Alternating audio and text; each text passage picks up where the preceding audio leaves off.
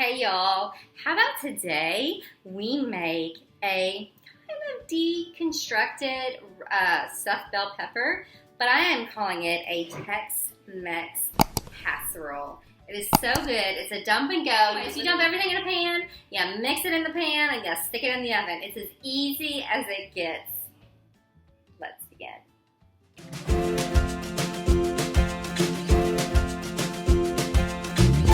All that. So what we're going to start with is a half a cup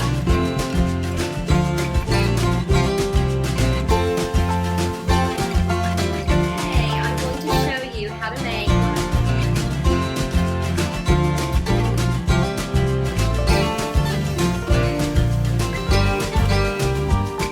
So be blessed. Here we go.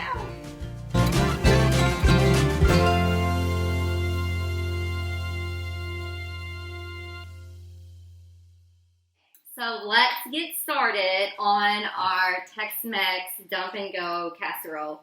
Super crazy easy. This is kind of in response to the question we had the other day on our question and answer about some quick, easy recipes that you can plan ahead with.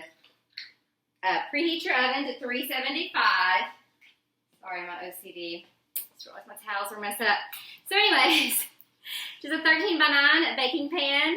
And you are going to dump everything in and mix it right in the pan. How easy is that, y'all? So it's just a can of black beans.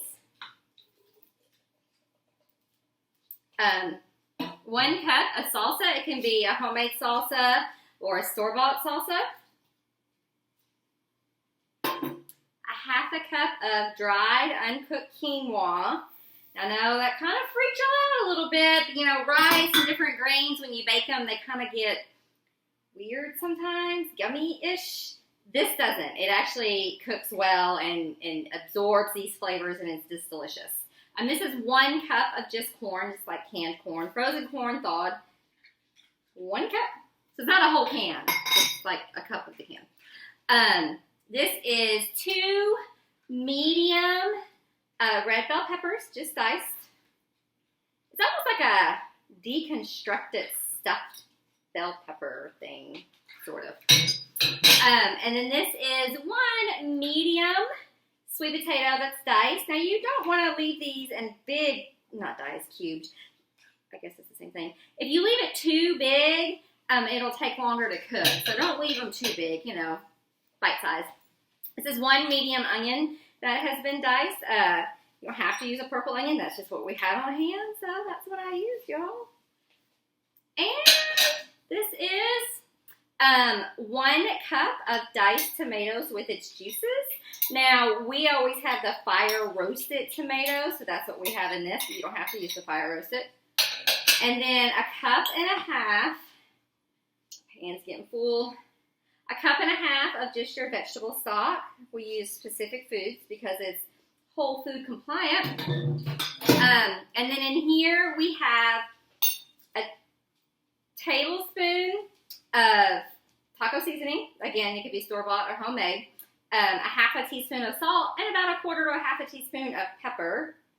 And I'm actually going to add a little cumin. I meant to grab that a while ago. My drawer won't open.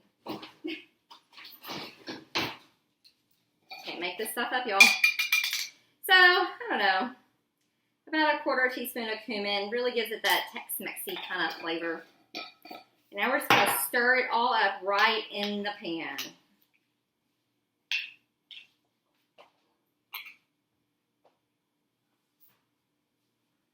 All is well. Okay.